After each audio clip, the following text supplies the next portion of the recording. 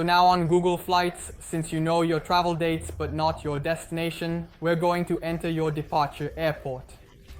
Let's say our departure city is Detroit. We're going to leave the destination field blank, then we'll choose the dates we want to travel. Suppose we want to travel from December 14th to December 21st.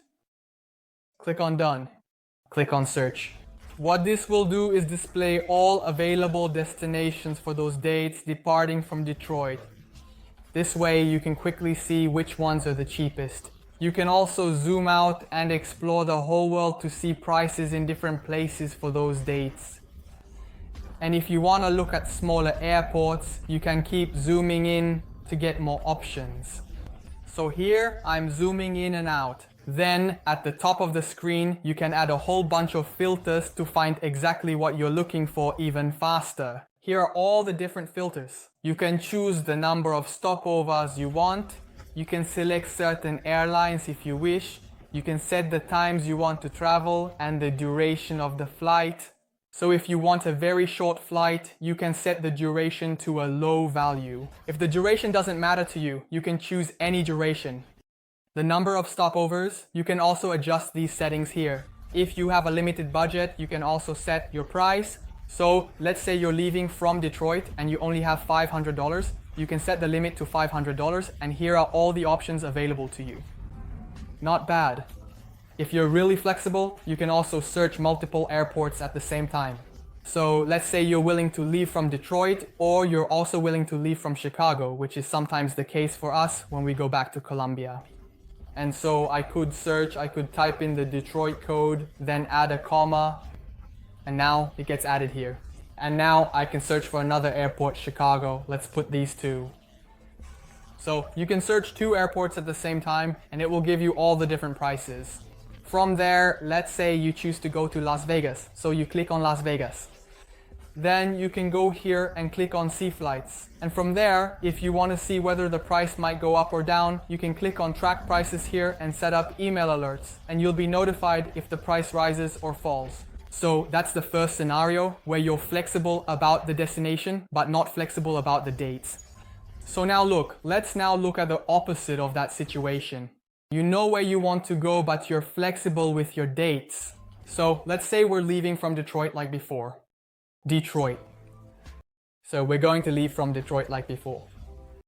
We want to go to Jamaica, for example. Jamaica. And since we're flexible with our dates, we'll simply click on the date here and it should load all the different dates. So now we can see several different days at the same time, the prices for different days. You can quickly see which days are the cheapest to travel. And so looking at those in December, the cheapest one seems to be at $238. If we go into January, we see that there are even cheaper ones. $223 here, $207. So we'll click on 207, then we need to choose the return date. And to get the lowest price here, it looks like we have several options at 207. So let's go to the 31st, click on Done. And here, right at the top, you'll see the cheapest flight you just saw in the monthly view. So this is a super simple way to see which days are the cheapest to travel.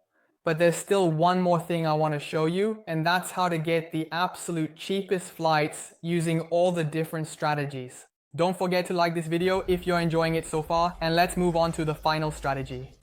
The last strategy is if you have complete flexibility. You're flexible with your dates. You're also flexible with your destination. You just want to find the cheapest and most awesome vacation possible.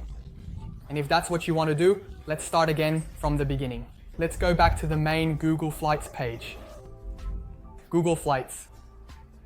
From here, we're going to scroll down and click on the map here. And once you're on the map, you can play around with these different filters.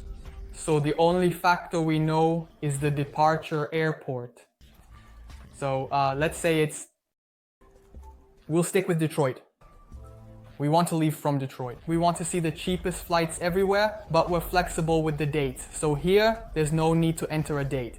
So it automatically displays 1-week trips over the next 6 months. It will show you all the cheapest flights for 1 week stays over the next 6 months. But you can also tweak this a bit and say, I want to leave for 2 weeks or just a weekend or a week, but only in January. So you can play around with the dates this way, which gives you even more search options. You can apply all the same filters as before, filter by price, filter according to all these different criteria.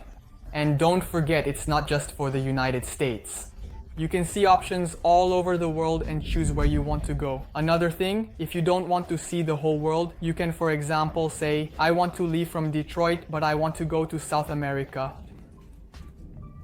So it will search only in South America for 1 week trips in January. And you can adjust this according to your needs. This allows you to filter through many prices and find both the cheapest destinations and dates. But there's still another trick to get even lower prices. But before talking about that, I want to emphasize that Google Flights is just one of many tools you can use to find the cheapest possible flights. I am preparing a new video on all the best tools you can use, including some that most people don't even know about.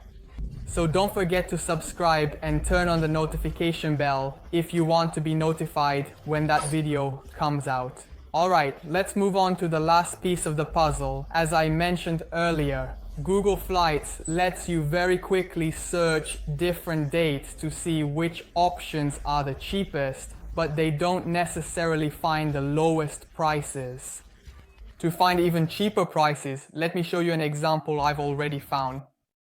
For example, let's say we want to leave from Boston and go to Berlin. We're flexible with the dates, so we're going to look at which dates are the cheapest. December is obviously expensive, so let's look at January here. We have one from the 19th to the 26th, or not. Look at this, from the 20th to the 24th. So those are our dates, and it shows $483 from the 20th to the 24th. Now that we have the dates, we're going to go to another site called Momondo and enter these dates. So we're going to type in Boston. Boston, we want to go to Berlin. What were the dates we had? From the 20th to the 24th? So we're going to select from January 20th to 24th, search, and so the reason, you could do everything on Momondo if you wanted, but it just takes a lot longer to load. And so, no, if you don't know your exact days and you need to change, searching for several different days is really going to take a huge amount of time. But if you start with Google Flights, you can do it really quickly, and so it's still loading. Now here we have 469, and on Google Flights the cheapest was 483. So we saved a little by using Momondo. Normally you could find even more savings if you're looking for tickets in higher classes like business class or first class. But even in economy class sometimes, a quick 1-minute search like this can save you $10, $20 or $30. So let's take a look at this deal for a moment. When we do this, in our experience, it appears to open directly with the airline, which, as you can imagine, is certainly a very positive and beneficial thing indeed.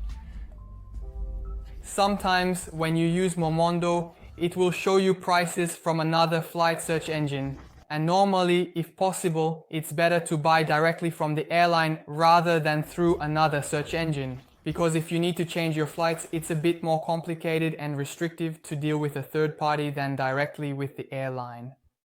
So if the cheapest price is with a third party, check directly with the airline to see if they offer the same fare on their website. Otherwise, you have to decide if it's worth it.